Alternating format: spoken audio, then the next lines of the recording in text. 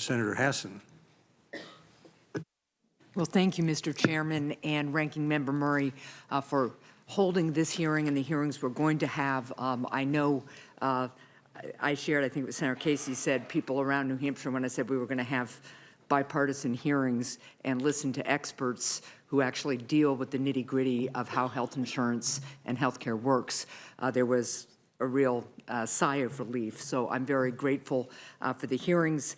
I'm very grateful for a panel that pronounces insurance in all different ways, because I'm the daughter of a Southerner and a New Englander. So you sound like my family to me. And I also think it's really important that you're all here, because it is essential that we really drill down to how things actually work, as opposed to just talking about big concepts. One of the concerns I have, for instance, when we talk about letting people buy into ERISA or employer-sponsored plans is, well, that sounds great, but most people have their employer subsidize the plan. So remember when we enacted COBRA, so people who terminated their employment could still buy their plan, a lot of people couldn't afford it once the employer subsidy went away. So I think it's really important as we have these discussions that we hear from all of you about how things work.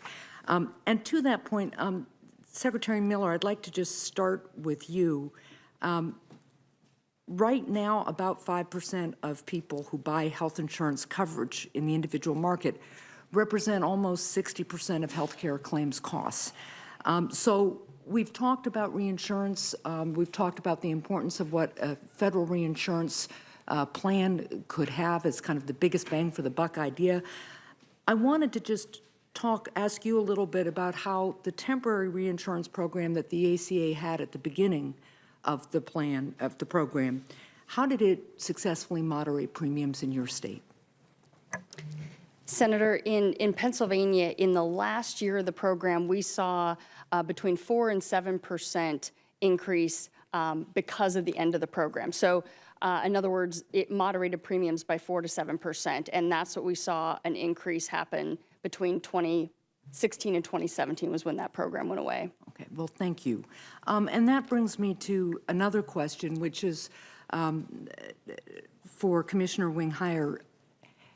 When you talked about using the 1332 waiver to establish Alaska's reinsurance program, as I understand it, the 1332 waivers program initially wasn't really to help states establish reinsurance. It was to help them innovate within the insurance market in their state in ways that could really help move us forward and gain efficiencies and really tailor the insurance programs to the states. So I guess the question I have is, if we had a federal reinsurance program, could the states then turn to 1332 waivers to do some of the other work that we all need to do and that states need to do to tailor their insurance to their state?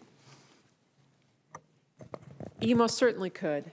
The flexibility should be great within the waivers. It should be only limited by the innovation that the state can come up with.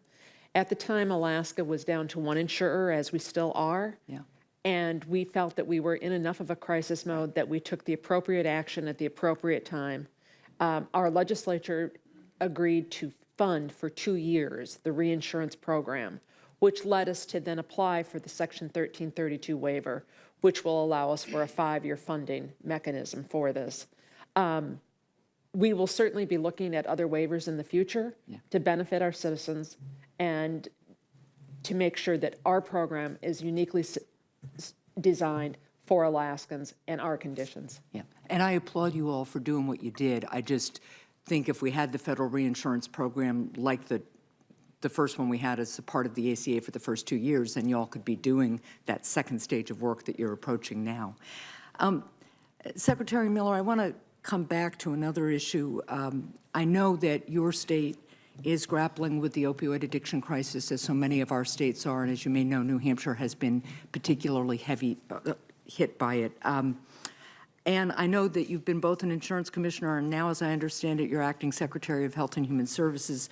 So if the administration decided to cut off the cost-sharing reduction payments, how would that affect access to coverage for people who are suffering from opioid addiction? Senator, I think Pennsylvania, as all states right now, we're grappling with this issue, and it's having such a huge impact on our communities. And we need to stabilize this market so consumers have options in terms of quality coverage. The essential health benefits and that requirement ensures that people have access to that coverage if they have ACA compliant coverage. So we need to stabilize this market, keep insurers in it. By doing that, we will have more competition. I think the problem right now is that it's not a very attractive market to be in because of all the uncertainty, and that's hurting the competition. That's why this conversation we're having today is so important, because if we can stabilize this market, we can increase the competition, make sure consumers have options that include that quality coverage that has that treatment available for people who are struggling with addiction.